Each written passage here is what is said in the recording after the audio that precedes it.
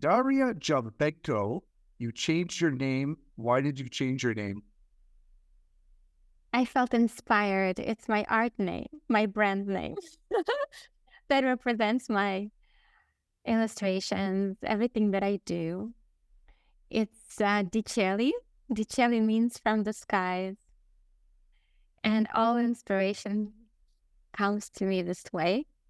So that's how it came to me in kind of a meditation sort of thing. And I loved it. And I was like, let me use it for my as my art name. And it's been years now, Okay, almost 12 years. is that Italian inspired? Because I know you lived in Italy for a little while. It sounds Yes. very Italian. Yes, it is. Okay, are you still living in Italy right now? No, now in Montenegro. Montenegro. I've heard about this place. Is that in Uruguay? That's the capital of Uruguay? No, it's not Europe, but it's just next to it. And it feels like it. It's really beautiful. Has gorgeous landscapes and turquoise water. So it's like paradise. Well, we've learned that I suck at geography. What don't we suck at? Art. We're pretty good at art. You're very good at art. You are really good at art.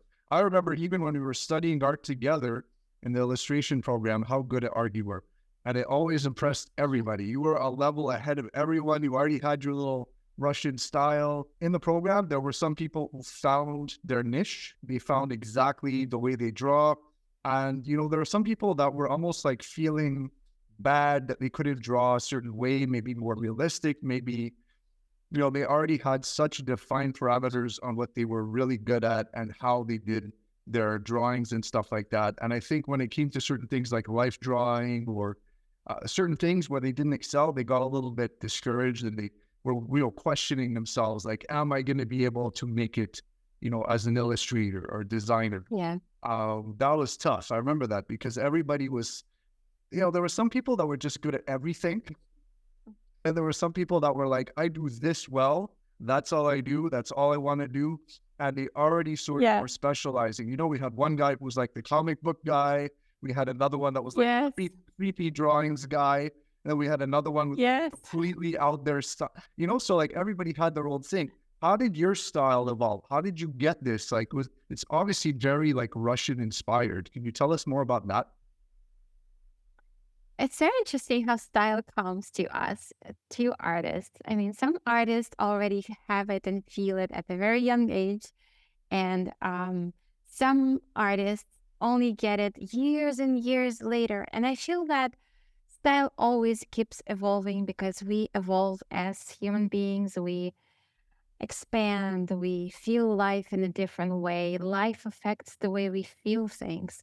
But my style actually, well, I remember when we were studying together, I used to be so inspired to draw these women with big lips.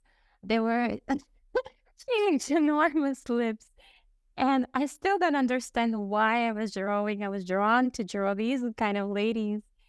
And then someone asked me, Daria, why are you drawing this? This is not really who you are. And then I started really pondering on this and started digging deep within and asking myself, but if I would just draw who I am really inside my heart, how would my illustrations look like? What would it be? What kind of feeling do I have inside that wants to come out through my art? And in what kind of way? So I started really asking myself these questions, what really inspires me, not what comes from outside. Maybe I saw something, right, that could have probably, I don't know, guided me towards a certain style, but really looking deep within. And that's what I find that started this process, kind of started this adventure. That was the beginning of it, a journey. So I think it's self discovery and reconnection to myself that opened it up. You know, you make it sound simple, but there's a lot of people that are struggling with self-discovery and trying to figure themselves out, always looking to add value and, you know, dig really within my own soul about what I want in my day, how I want to wake up, how I want to spend my evenings, what I do productivity wise throughout the day based on certain things that happen, how I react to certain things. I'm trying to get, that mindset slash inner purpose combo going. Is there anything you could offer our audience maybe as like kind of a tip on how to get started on that, or how to overcome that kind of barrier? There's a lot of people right now that just have no idea what direction they're going in life, whether it's their career, their personal life, what they want, romance, all this kind of, how do you get there? I think we have so much noise surrounding us all the time, like noise coming from social media. We need to do this. We need to be this way. We often compare ourselves to all these people online or all these messages that we're getting bombarded. And I find that this really makes it hard sometimes to hear ourselves because we are constantly in this rut of doing something. And I find that as the tip number one is to um, just breathe and step into inner silence, and in whatever way it can be. Inner silence can come actually maybe even from going to a music class or doing something that you really love, but that's where you will find your silence. It doesn't have to be silent on the outside, it can be pretty noisy. But if that noise inspires you to connect to something that makes you passionate, inspires your fire to come out, go for it. And I think it's just doing more of these things that brings this drive back inside of you for what you love.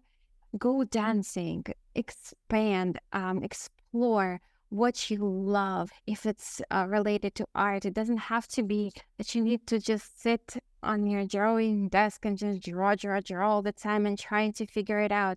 Sometimes it's just letting it go and allowing yourself to live, and not live according to how it is supposed to be. Like, you're supposed to feel peaceful. You're supposed to be this way. You're supposed to be like that.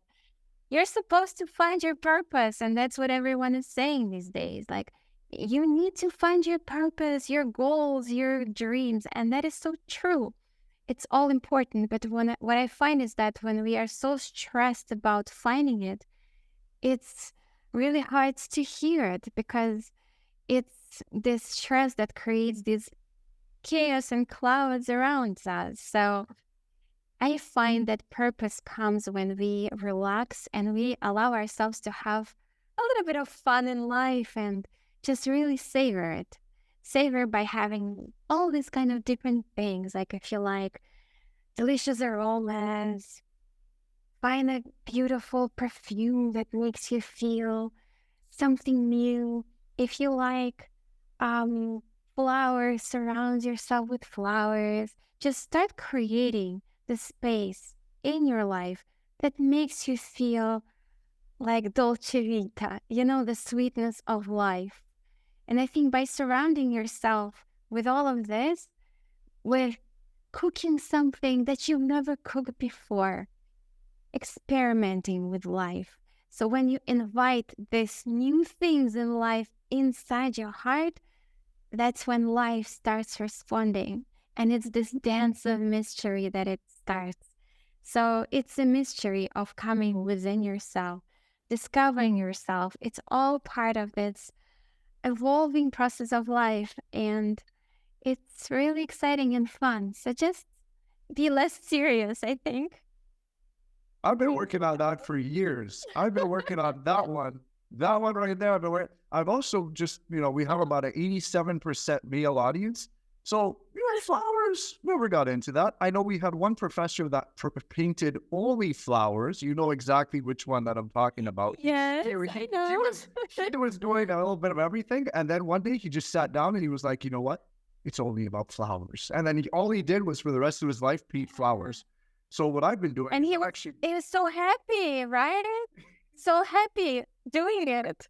I think he got sick at one point and he was just doing his art, and that got him through it, And you know, myself, I've been doing a lot of gardening lately. So I have been actually spending a lot more time in nature. I have a dog now. I've been walking around in parks and nature, and I've been soaking in all that vitamin D, as you can sort of. It does definitely make you a lot happier. I take things a lot more lightheartedly.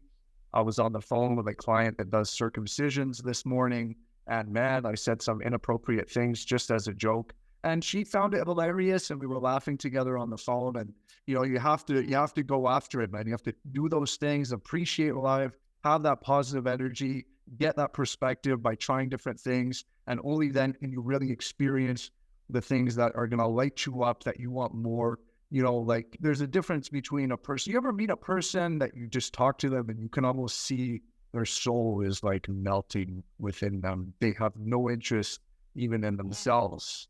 They have, you know, they're just a slab of meat with legs walking around doing mindless, pointless things. And that's actually how they view their own life. I mean, who wants to live like that, you know? So what I admire by you is I knew you had some fire in you when I met you. I said, this girl, she's going to kick some butt. I don't know what she's going to do, but she's going to be butt kicking. Lots of butts will feel her high heels, stiletto shoes that you prance around in. And you have such a beautiful, like, feminine energy. Like, it's solidly feminine. Like, it's very, like, you found yourself, you know, like you're very well defined in all these ways. And it's so perceptible. You can see it. You can you vibe off of it. You can get that, you know, and it's amazing, Daria. And really, I hope the same for everybody that's watching this right now, that they can get into that mind space and body space. And, you know, I started to take also my health very seriously because I started to realize the relationship between, you know, being physically well and actually performing well and actually feeling good the whole time you're doing something, as opposed to, let's say, back when you knew me in the illustration days. I did none of that. I would stay up until 5 a.m. working on a project. I wouldn't sleep. I wouldn't care that I didn't sleep at all, you know? And when I was starting my business, I just would plow through the hours, weekends, forget about going to restaurants, forget about going to see friends, forget it, you know? So that's unfortunately how I lived a part of my life. And yes, it might have paid a little bit more financially in the long run, but I missed out on a lot of experiences in my 20s and 30s, you know, going on 40 soon. So I've completely managed to rebalance, if you will, my life. I do a whole bunch of things that I've never done in the past. I learned multiple languages. I'm learning my 4th language right now. I got English, French, and Spanish down. I can even do business in Spanish. I closed a deal with a client only speaking Spanish from start to finish. It's incredible. I never dreamed in my life I could do that. I'm learning Greek now every single day. I haven't missed a day for 190 something days. Every single day I do at least a 10-minute Greek lesson. I practice with my grandmother, some of my clients, my mentor. You gotta find the things you like and do them. Find the things you like and do them. And if you don't know what you like, try things until you find them. All of this will form, at the end of the day, your life experience, your lifestyle, your perspective, the way you feel, the memories that you accumulate. And make no mistake that time is limited. You know, I can't believe I'm turning 40. I used to think to myself, you know, like, I have all the time in the world. Like when we met, like when we were in school, that was like, yeah, sure, it was a dream. It was like, yeah, next lifetime we'll turn 40, you know? Exactly. And here we are, you know? But I think there's a way to do it. And I'm very happy with what I've come to and been able to do in these 39 plus tax years, that I've been able to do all this stuff that I've, and your experience. What would you give, Daria, as advice to, let's say, aspiring artists? So we're talking about maybe relatively young people, maybe older people that want to make a big career change. Maybe it's a dentist who decides that they want to become a sculptor.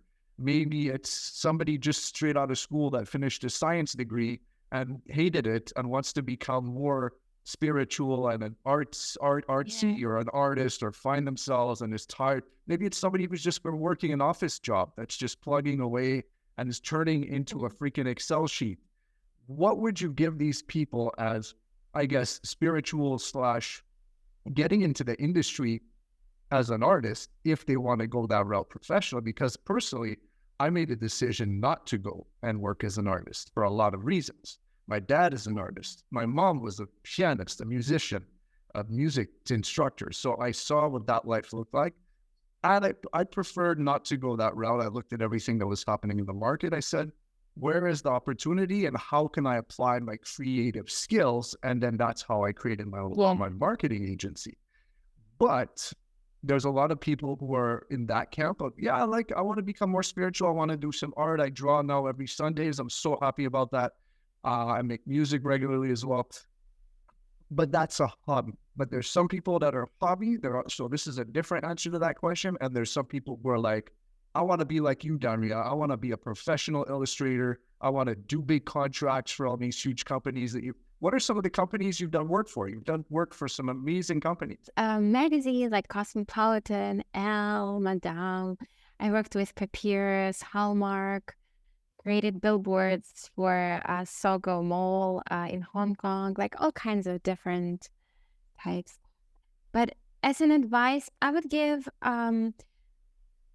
yourself permission to, even if you're transitioning from another career or just starting out. I think we're often too hard on ourselves, comparing sometimes in the beginning, especially. Oh, this artist is so much better. I wish I could draw this way. I wish I could do this or that or that. And I find that giving yourself permission to be where you're at, owning that, it's power. It's really powerful to own the space, the place where you're at, emotionally, career-wise, and with your choice. If you feel that art is really like drawing you in and is calling you, be brave and answer that call and just say yes and see where life takes you. It's an adventure. And it's I really like this saying that I saw in one of the yoga studios. It said, trust the path unseen. And I find that it really represents this art world, because this art career is sometimes very mysterious. You don't see what's tomorrow. You don't see what's next month. With freelance projects, sometimes you have them, sometimes you don't. But there is a path, and your heart feels that this is the path that you're supposed to be on. Because if you turn the other way, if you go on the other path, then you will feel that, yes, you're walking on the path that you see, but that path that is unseen, that path that is creative, full of art, full of creation, is calling you so much. I think that's the moment of decision, really, kind of like, which way do you want to go? But there's so much beauty in following your heart. So giving yourself really permission, first of all, to be where you're at and exploring styles, exploring the way you want to express yourself, because there is so much power in just giving yourself this space to be yourself. So often we have certain rules, sometimes coming from our parents, sometimes coming from the society, that this should be this way, you shouldn't be making this amount of money, you should have this type of clients. If you don't have these big clients, that maybe you're not successful. But all of these are kind of like society standards. And I find that it's important to really look within and see what kind of standards you have for yourself. What kind of standards? Maybe it's a standard of just, creating something that makes you feel so happy inside. And even if someone starts judging it, and there will be always someone judging art. Someone likes it, someone doesn't. But when it makes your soul sing, when it opens your heart, then there is so much life in it. and it finds its way. It's trusting it, trusting life, that the decision that you make in life going after the art career is a powerful decision, is a decision of a person with a fire heart for art. And I would just say be brave and go for it, because there is always something so exciting on the other side of fear. So don't be afraid. That's what I would say. I love everything you just said. In particular, I really like the part about giving yourself space to be yourself. Now, I think there's some people who are like, you know what? I have a den, I have a living room, I have a basement, I have a bedroom, they haven't figured out at all what that consists of, what they actually consist of. And I think bridging that gap is an important thing for many people. Let's just say they have that space. So they have a job, it's a 9 to 5, they feel whatever about it. Maybe they like it, maybe they don't, but they feel like there's something missing. How do they connect? They have, let's say, a little space, a little time during the weekend to do something, but they don't know how, they don't know what to do. What would you tell that person? I used to work 9 to 5, and I know exactly that feeling. And especially that feeling when you come home after being in the office all these hours and you're tired. It's hard to create something during the week sometimes. But there's this calling, there's this pull towards creating something. And based on my experience, what I found is um, stop saying to yourself no or finding excuses, and just go to an art supplies store, or go to a place that sells the supplies that inspire you. And you don't even need to buy anything, just walk and get inspired. And you will feel that if you really, really want to express now something, just get simple watercolors and just start expressing. I feel that allowing ourselves just doing a little bit of something that we love will trigger more and more of it. And it's kind of creating this wave around us. Sometimes it's invisible. Sometimes it feels like, oh, nothing is happening. I'm just doing something after work that I like, but no one sees it. And it's okay. No, actually, for being an artist, no one has even to see it. There will be a time when it's like planting a garden. You're planting seeds, and sometimes it takes time for the seeds to sprout. And then when they sprout, you start seeing it, people start seeing it. But this space, when you have a seed and you plant it, it's the seed of this intimacy with the creation, with life. And I find that this is such an important space for an artist to not ask from art to see progress right away, to have clients right away, to be good at something right away, but really recognize that there is this sacred space between you and your art, between you and allowing yourself to be you in this space, and discovering yourself is this mysterious process of planting a seed, and it's underground and it's invisible. No one sees it, and no one has to see it, because it's not about anyone. It's about you. So whenever you can do this, do it. Light a candle and draw something, or write something. If you want to write. Maybe just write one word, one phrase or something, but connect to it. And the more you come to that, it's like it becomes like an inner ritual, like something sacred for yourself, an expression of your heart. And in that mystery, you will start feeling and hearing deep within some guidance. Listen to that guidance. I wanted to say I've found that there's a difference between being an artist and producing art. And that's something you sort of just mentioned lightly. I really truly believe that when you meet an artist, you know that they're an artist. Like they live and breathe this stuff. And every single thing that they do and every single thing that they touch and every single thing that they look at is through that lens. And I believe myself at one point when I was starting to draw and getting really into that zone, I was looking at everything and I was drawing them in my head for about a couple of years. And so when you're at that level, I think that's when you become that. For example, both my parents are retired. One of them, like I mentioned, he's an artist, he's a sculptor. That's all he does. That's all he does. Other than eat, sleep, once in a while see friends, maybe play some games here and there.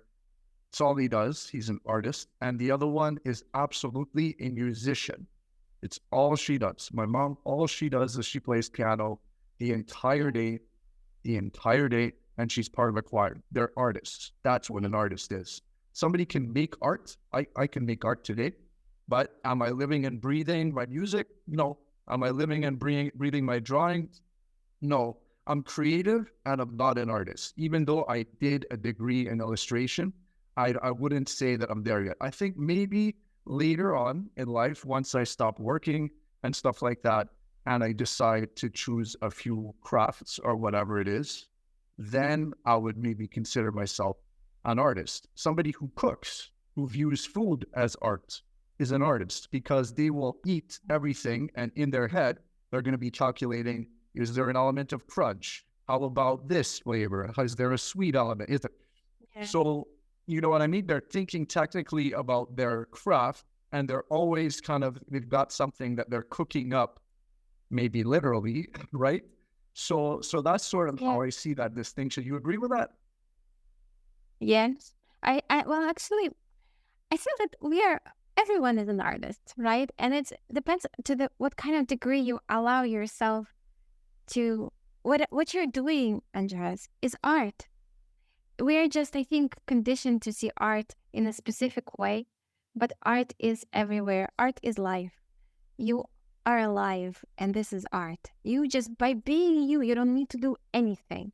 Just be here. You are art yourself. And it's breathing is art. Learning even like to breathe. To breathe life is art. Is learning to live as art. I remember there was this beautiful Italian movie. There was this actor was saying, "You people don't know how to live. Life is art." And I remember I really loved it. I was like, this is true, and I want to learn this art.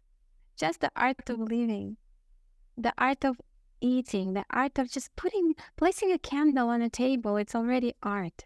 So just surrounding yourself with all of that, I think is allowing all of that to be and be in it. Living is enough. And when you start creating from the fullness of your heart, you begin to expand more of that beauty into the world. And it's just, art is like a spiral. It keeps expanding and expanding and expanding. So to what degree you allow it to expand in your life? That's the question. Daria, just listening to you speak is like therapy and poetry for me. I'm just listening to it like it's a song. It's therapeutic. It's nourishing my soul. I can just watch this for hours and be like at peace with myself. It's amazing. Daria, thank you so much for this. What would you give, do you want to say anything to your audience? Is there a message you want to put out there? Allow yourself to be you. Don't compare yourself to anyone because your journey is unique and only unique to you. And it's beautiful. Follow your heart and be brave. Sometimes we hear inner guidance and it's scary because it's something we've never done before or something that sounds like, oh, if I do this, maybe I won't succeed or maybe someone will say something or whatever it is, whatever inner dialogue that starts arising. But this is the point of change. This is the point of transition into something exciting in life. I feel that through this kind of guidance, life invites you on a deeper journey or on a more exciting path. So start saying yes to yourself, to your guidance, to your dreams, to this nudges inside. Just start saying yes and see what happens. Say yes, everybody. Thank you so much, Daria.